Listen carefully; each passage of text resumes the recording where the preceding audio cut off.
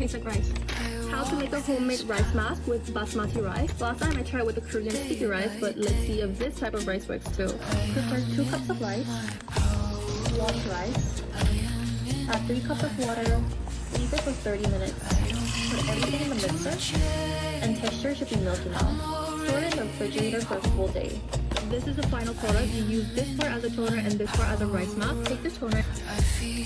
Don't use it over 5 days because it's gonna go bad, and keep these in the refrigerator. And for the rice mask, apply this on your face. Keep it on skin for 10 to 15 minutes. It feels really cooling on the skin.